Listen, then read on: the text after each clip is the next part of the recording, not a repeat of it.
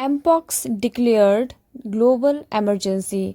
तो फ्रेंड्स, आज आप सबके साथ शेयर करूंगी ये एमपॉक्स है क्या। तो सबसे पहले आप सबको स्वागत है मेरे चैनल पे जिसका नाम है IAS सक्सेस पाथ। तो फ्रेंड्स, चलिए आज इस बारे में हम बात करते हैं। सबसे पहले आप सबको बता दूं कि ये एक वायरस है और एमपॉक्स का पूरा नाम असल में है मंकी पॉक्स। ये जो मंकी पॉक्स है ये आई है अफ्रीका देश से और अफ्रीका देश से आकर ये पूरे देशों में फैल रही है। फ्रेंड्स, ये बस पहले एक ही देश में थी और अब देश विदेश सारी जगह ये फैलने लगी है। अब तो ये एशिया में भी आ चुकी है और यहाँ पे भी बहुत सारे ऐसे लोग हैं जो इससे संक्रमित हैं। इसे चेंज किया गया एमपॉक्स के नाम पे और ये रिकमेंडेड किया गया था WHO जो कि है वर्ल्ड हेल्थ ऑर्गेनाइजेशन के द्वारा 2022 में। अब सुनिए WHO के जो डायरेक्टर जनरल है वो एमपॉक्स के बारे में क्या कहते हैं।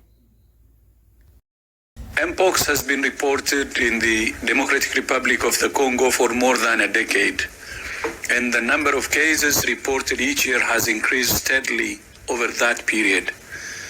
Last year, reported cases increased significantly, and already the number of cases reported so far this year has exceeded last year's total, with more than 14,000 cases and 524 deaths. Last week, I announced that I was convening an emergency committee under the international health regulations to evaluate the upsurge of Mpox in the Democratic Republic of the Congo and other countries in Africa. Mpox फैलती कैसे है वो मैं आप सबको बताऊंगी। उससे पहले हम यह जानते हैं कि इसके लक्षण क्या है। इसके लक्षण क्या होते हैं, सबसे पहले बता दूं कि शरीर में बुखार आना,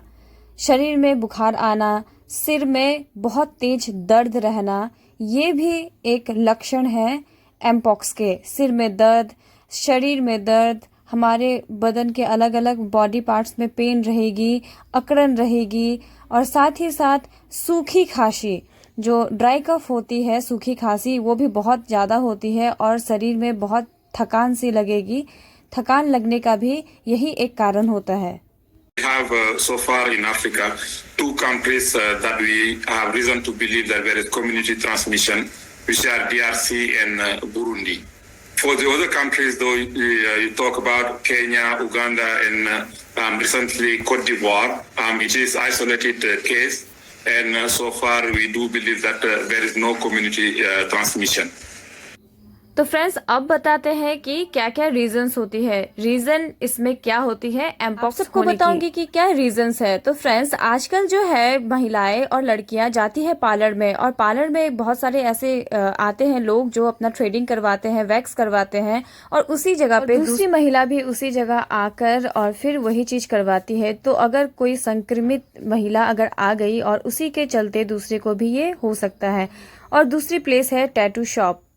टैटू शॉप में निडल जो यूज होती है और जिस चेयर में बैठकर लोग टैटू बनवाते हैं वहां पे बहुत बार ऐसे होती है कि जो ब्लड है वो आसपास गिर जाती है, उसके ड्रॉप्स, और उसी प्लेस में दूसरे इंसान आएंगे और फिर से टैटू बनाएंगे। तो बहुत बार ऐसे होता है कि उसके शरीर में वो जो ब्लड है वो टच रहता है और फिर जब वो जाके खाना खाते हैं या फिर दूसरे निडल से जब उन्हें टैटू बनवाते हैं तो वो जो ब्लड है उसके ब्लड में जाके मिल जाते हैं। उससे भी इसके जो लक्षण है वो 21 दिन में दिखने लगते हैं। तो फ्रेंड्स, ये जो वीडियो है यही तक रही। आई होप कि आप सबको वीडियो पसंद आई होगी। अगर पसंद आए तो वीडियो को लाइक कीजिए और सब्सक्राइब कीजिए। तब तक के लिए बाय बाय, टेक केयर।